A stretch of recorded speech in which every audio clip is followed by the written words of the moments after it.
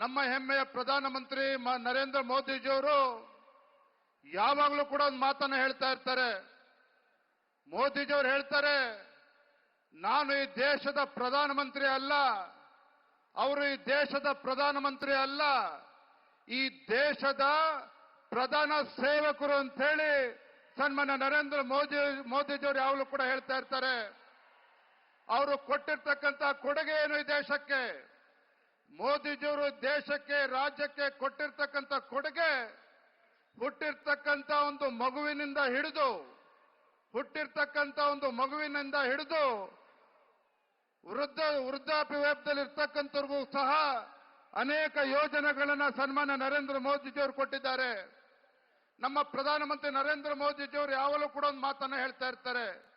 ಮೋದಿಯವರ ಪ್ರಕಾರ ಈ ದೇಶದಲ್ಲಿ ರಾಜ್ಯದಲ್ಲಿ 4 ವರ್ಗದ ಜನರಿದ್ದಾರೆ. 4 ವರ್ಗದ ಜನರು ಯಾರಪ್ಪ ಅಂತ ಹೇಳಿದ್ರೆ, ಮೊದಲನೇದಾಗಿ ಬಡವರು, ಎರಡನೇದಾಗಿ ರೈತರು, ಮೂರನೇದಾಗಿ ಮಹಿಳೆಯರು, ನಾಲ್ಕನೇ ಇರ್ತಕ್ಕಂಥದ್ದು ಯುವಕರು. ಈ ದೇಶದ ಆಸ್ತಿ ಬಡವರು, ರೈತರು, ಮಹಿಳೆಯರು ಮತ್ತು ಯುವಕರು. ಇವರಿಗೋಸ್ಕರ ನಾನು ಯೋಜನೆಗಳನ್ನ ಕೊಟ್ಟಿದ್ದೇನೆ, ಮುಡುಪಾಗಿಟ್ಟಿದ್ದೇನೆ ಅನ್ನೋ ಮಾತನ್ನ ಸನ್ಮಾನ್ಯ ನರೇಂದ್ರ ಮೋದಿಜಿಯವರು ಹೇಳ್ತಾ ಇದ್ದಾರೆ. ಮೋದಿಜಿಯವರು ಮತ್ತೊಂದು, ಇವತ್ತು ಇಡೀ ಜಗತ್ತು ಕೋವಿಡ್ನ ಸಂದರ್ಭದಲ್ಲಿ ಆರ್ಥಿಕ ಸಂಕಷ್ಟದಲ್ಲಿ ಸಿಲುಕಾಕೊಂಡಂತ ಸಂದರ್ಭದಲ್ಲಿ ಇಡೀ ದೇಶದಲ್ಲಿರ್ತಕ್ಕಂಥ ಇತರ ರಾಷ್ಟ್ರಗಳು ಒಂದು ಆರ್ಥಿಕ ಹಿನ್ನಡೆ ಆದ, ಅದು ನಮ್ಮ ಹೆಮ್ಮೆಯ ಭಾರತ ಅಂತಕ್ಕಂಥದ್ದು ನಾವು ಯಾರು ಕೂಡ ಮರಿಬಾರದು. ಇದು ನರೇಂದ್ರ ಮೋದಿಜಿಯವರ ನಾಯಕತ್ವದ ಒಂದು ಪರಿಣಾಮ. ಹಾಗಾಗೇನೆ ಇವತ್ತು ಭಾರತ ಆರ್ಥಿಕವಾಗಿ 12ನೇ ಸ್ಥಾನದಲ್ಲಿದ್ದಂಥ ಭಾರತ ಇವತ್ತು 5ನೇ ಸ್ಥಾನಕ್ಕೆ ಬಂದಿರತಕ್ಕಂಥದ್ದು ಅನ್ನೋದನ್ನ ಈ ಸಂದರ್ಭದಲ್ಲಿ ಹೇಳೋದಕ್ಕೆ ಇಚ್ಛಪಡ್ತೇನೆ. ಕಾರ್ಯಕರ್ತ ಬಂಧುಗಳೇ, ಈ ರಾಜ್ಯದ ಮುಖ್ಯಮಂತ್ರಿಗಳು ಸಿದ್ದರಾಮಯ್ಯನವರು ಇವತ್ತು ನಮ್ಮ ಪ್ರಧಾನಮಂತ್ರಿಗಳು ಒಂದು ಪ್ರಶ್ನೆಯನ್ನ ಮಾಡಿದ್ದಾರೆ. ಇವತ್ತು ಸಿದ್ದರಾಮಯ್ಯನವರು ಕೇಳ್ತಾರೆ, ಪ್ರಧಾನಮಂತ್ರಿ ನರೇಂದ್ರ ಮೋದಿಜಿಯವರು ಕರ್ನಾಟಕ ರಾಜ್ಯಕ್ಕೆ ಏನು ಕೊಡುಗೆಯನ್ನು ಕೊಟ್ಟಿದ್ದಾರೆ ಅನ್ನೋ ಪ್ರಶ್ನೆನ ಮಾಡ್ತಾ ಇದ್ದಾರೆ. ಸಿದ್ದರಾಮಯ್ಯನವರು ಕೇಳ್ತಾ ಇದ್ದಾರೆ, ಮೋದಿಜಿಯವರು ಕರ್ನಾಟಕ ರಾಜ್ಯಕ್ಕೆ ಏನು ಕೊಡುಗೆ ಕೊಟ್ಟಿದ್ದಾರೆ ಅಂತೇಳಿ. ನಾನು ವೇದಿಕೆ ಮೂಲಕ ಒಂದು ಮಾತನ್ನ ಮಾನ್ಯ ಮುಖ್ಯಮಂತ್ರಿಗೆ ಹೇಳ್ತೇನೆ. ನಮ್ಮ ಹೆಮ್ಮೆಯ ಪ್ರಧಾನಮಂತ್ರಿ ನರೇಂದ್ರ ಮೋದಿಜಿಯವರು ಕರ್ನಾಟಕ ರಾಜ್ಯಕ್ಕೆ ಏನು ಕೊಡುಗೆ ಕೊಟ್ಟಿದ್ದಾರೆ, ಜನಪರ ಯೋಜನೆಗಳನ್ನ ಕೊಟ್ಟಿದ್ದಾರೆ, ನಿಮಗೆ ಉತ್ತರವನ್ನು ನಾವು ಕೊಡೋದಿಲ್ಲ. ಮುಂದಿನ ಲೋಕಸಭಾ ಚುನಾವಣೆಯಲ್ಲಿ ಕರ್ನಾಟಕ ರಾಜ್ಯದ ಎಲ್ಲ 28 ಕ್ಷೇತ್ರಗಳಲ್ಲಿ ಭಾರತೀಯ ಜನತಾ ಪಾರ್ಟಿ ಜೆಡಿಎಸ್ ಅಭ್ಯರ್ಥಿಗಳನ್ನ ಗೆಲ್ಲಿಸೋದ್ರ ಮುಖೇನ ರಾಜ್ಯದ ಜನರು ಮಾನ್ಯ ಮುಖ್ಯಮಂತ್ರಿಗಳು ಉತ್ತರವನ್ನು ನೀಡ್ತಾರೆ ಅನ್ನೋ ಮಾತನ್ನ ನಾನು ಈ ಸಂದರ್ಭದಲ್ಲಿ ಹೇಳೋದಕ್ಕೆ ಇಷ್ಟಪಡ್ತೇನೆ. ಕಳೆದ 9 ತಿಂಗಳಲ್ಲಿ ರಾಜ್ಯದಲ್ಲಿ ಕಾಂಗ್ರೆಸ್ ಪಕ್ಷ ಅಧಿಕಾರಕ್ಕೆ ಬಂದ ಮೇಲೆ ಇವತ್ತು ರಾಜ್ಯದಲ್ಲಿ ಬರಗಾಲ, ಒಬ್ಬ ಮುಖ್ಯಮಂತ್ರಿ ರಾಜ್ಯದಲ್ಲಿರ್ತಕ್ಕಂಥ ರೈತರು 800ಕ್ಕೂ ಹೆಚ್ಚು ರೈತರು ಆತ್ಮಹತ್ಯೆ ಮಾಡಿಕೊಂಡಿದ್ರು ಸಹ ಇವತ್ತು ರೈತರ ಸಂಕಷ್ಟಕ್ಕೆ ಪರಿಹಾರವನ್ನು ನೀಡೋದಕ್ಕೆ ಸಾಧ್ಯ ಆಗಿಲ್ಲ. SC STಗೆ ಮೀಸಲಿಟ್ಟಿದ್ದಂತ 25,000 ಕೋಟಿ ಹಣವನ್ನ ಬೇರೆ ಕಡೆಗೆ ವರ್ಗಾವಣೆ ಮಾಡಿರ್ತಕ್ಕಂಥದ್ದು ಇದೆ ಕಾಂಗ್ರೆಸ್ ಸರ್ಕಾರ. ಬಾಬಾ ಸಾಹೇಬ್ ಅಂಬೇಡ್ಕರ್ ಅವ್ರ ಬಗ್ಗೆ ಹೇಳ್ತಾರೆ, ಸಂವಿಧಾನ ಬಗ್ಗೆ ಹೇಳ್ತಾರೆ.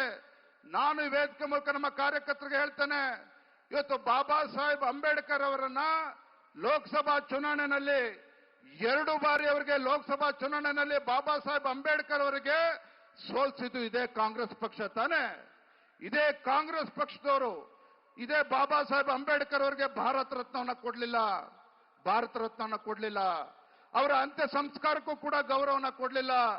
ಇವತ್ತು ಸಂವಿಧಾನಕ್ಕೆ ಬಾಬಾ ಸಾಹೇಬ್ ಅಂಬೇಡ್ಕರ್ ಅವರಿಗೆ ಯಾರು ಗೌರವ ಕೊಡ್ತಕ್ಕಂಥ ಕೆಲಸ ಮಾಡಿದ್ರೆ ನಮ್ಮ ದೇಶದ ಹೆಮ್ಮೆಯ ಪ್ರಧಾನಮಂತ್ರಿ ನರೇಂದ್ರ ಮೋದಿಜಿಯವರು ಗೌರವ ಕೊಟ್ಟಿದ್ದಾರೆ. ಬಾಬಾ ಸಾಹೇಬ್ ಅಂಬೇಡ್ಕರ್ ಅವರಿಗೆ ಸಂವಿಧಾನಕ್ಕೆ ಗೌರವನ ಬಾಬಾ ಸಾಹೇಬ್ ಅಂಬೇಡ್ಕರ್ ಅವರು ಕೊಟ್ಟು ನರೇಂದ್ರ ಮೋದಿಜಿಯವರು ಅದಕ್ಕೆ ಗೌರವನ ಕೊಟ್ಟಿದ್ದಾರೆ. ಕೊನೆಯದಾಗ ಒಂದು ಮಾತನ್ನ ಹೇಳ್ತಾನೆ, ಇವತ್ತು ಗೌರವಾನ್ವಿತ ಪ್ರಧಾನಮಂತ್ರಿ ಇವತ್ತು ವೇದಿಕೆ ಮೇಲಿದ್ದಾರೆ.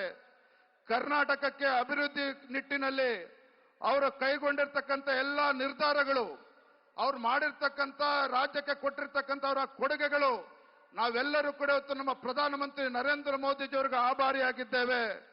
ಪ್ರಧಾನಮಂತ್ರಿಗಳಿಗೆ ಕರ್ನಾಟಕ ಜನರನ್ನು ಎಷ್ಟು ಪ್ರೀತಿ ಮಾಡ್ತಾರೋ ಅಷ್ಟೇ ನಮ್ಮ ಕರ್ನಾಟಕದ ಸಂಸ್ಕೃತಿ ಮತ್ತು ನಮ್ಮ ಕನ್ನಡ ಭಾಷೆ ಬಗ್ಗೆ ನಮ್ಮ ಹೆಮ್ಮೆಯ ಪ್ರಧಾನಮಂತ್ರಿ ನರೇಂದ್ರ ಮೋದಿಜಿಯವರಿಗೆ ಇರ್ತಕ್ಕಂಥದ್ದು.